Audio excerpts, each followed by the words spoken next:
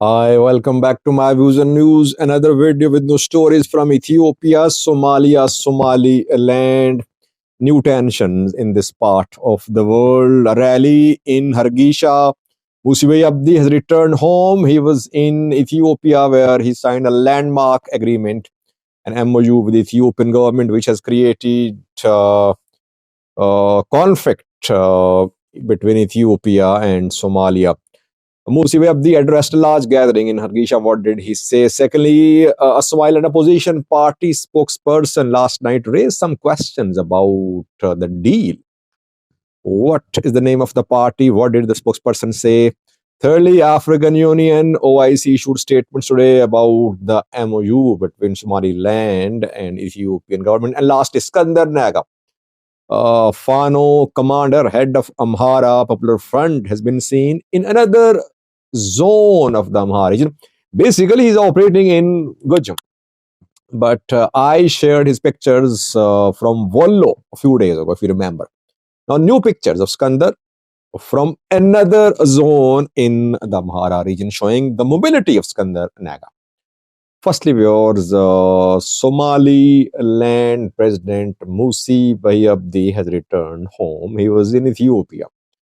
I think for the last 3 days, he has been in Ethiopia, and today he returned.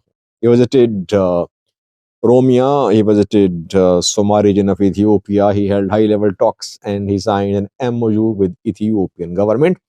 According to this MOU, Ethiopia will have access to the sea in Somaliland. It will build a military base there, and in return for that, Ethiopia will recognize Somaliland according to Somaliland government, and Somaliland will have shares in Ethiopian Airlines. Now, Musi Abdi has returned home, and when he returned home in the capital, Hargeisa, a rally was taken out. Musi Abdi was warmly welcomed. Obviously, he is trying to cash in on this deal. He has been facing some political opposition from Lasanud, Sulsanag regions. So he wants to prove that he has signed a historic deal so that it could help him in the next election. That is why a rally was organized by the government, obviously. Hundreds of people were there in Hargeisa to welcome Musi Abdi. Musi Abdi addressed a large crowd there. And there he said that Somaliland is going to be recognized by Ethiopia.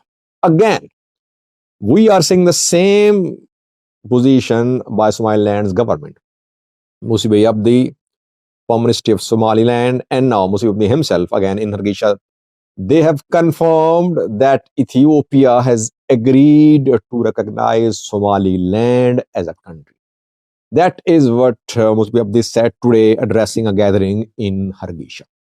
But last night, a Somaliland opposition party spokesperson held a press briefing. He's from Wadani party. His name is Muhammad Galal. He's spokesperson of Wadani party. The party of Abdur Rahman, the opposition politician.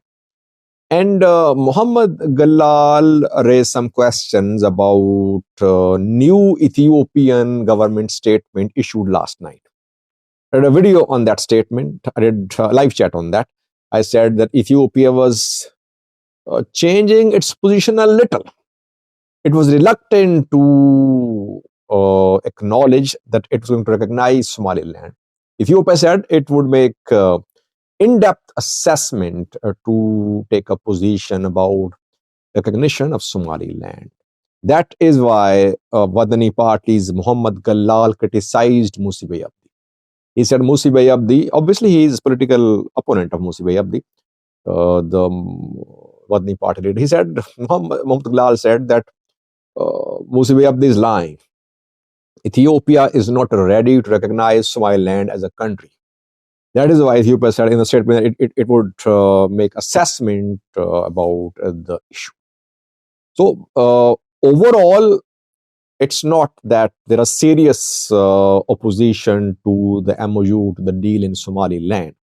But Somaliland parties want confirmation that Ethiopia has agreed to recognize Somaliland as a country.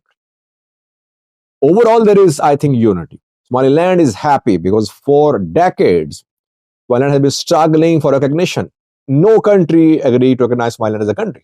It's a big development for Somaliland that Ethiopia has agreed, but Ethiopia is not confirming that officially. Ethiopia will not confirm that officially. Why? Because if it says it will recognize Somaliland, obviously it will meet with international regional reaction.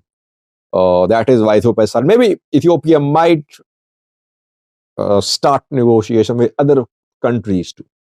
It might recognize Somaliland along with other countries. Maybe it could happen. Uh, a clip for you from today from Hargeisa showing how Musibai Abdi was welcomed in Hargeisa. Obviously, it was a pro-government rally, backed plan taken out by pro-government elements, and Musibai Abdi is a party. Watch the clip. Then next story about OIC African statements about Ethiopia's money tensions.